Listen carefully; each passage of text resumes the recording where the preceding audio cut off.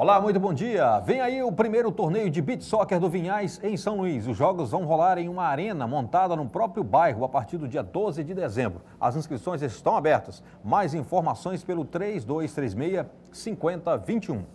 Com a correria do dia a dia, é difícil achar um tempinho para as atividades esportivas, mas tem gente que consegue. Algumas dessas pessoas estão disputando a Copa 7 de tênis em São Luís.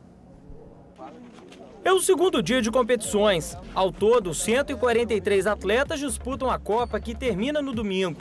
Tenistas de todas as idades que competem por idade e também por classe. Em quadra, eles mostram que não estão para brincadeira e que o tênis vem ganhando espaço em São Luís. Tivemos aí 143 inscritos, garotada jogando muito, o tênis está sendo muito divulgado nas escolas e os adultos também surpreenderam aí com todas as categorias que nós fizemos. Os jogos acontecem à noite, vários ao mesmo tempo.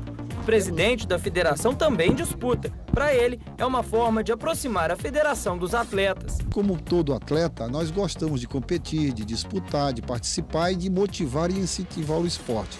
E nós estamos dando também uma parcela de contribuição no tênis, não só na parte administrativa, mas também como atleta.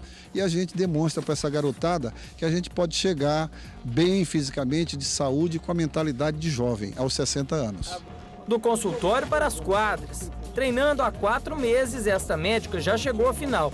Modesta diz que foi por pura sorte. Todo mundo está mais ou menos no mesmo nível realmente de iniciante. Assim, estou aqui na final, mas é um pouquinho de sorte também. E tem também a garotada, uma turminha que entende tudo do esporte e tem fome de vitória. Os meus 2 adversários vão jogar aqui nessa quadra agora, depois desse jogo que tem aí, então acho bem legal para avaliar como os 2 jogam, o que fazer para jogar, né, para como ganhar.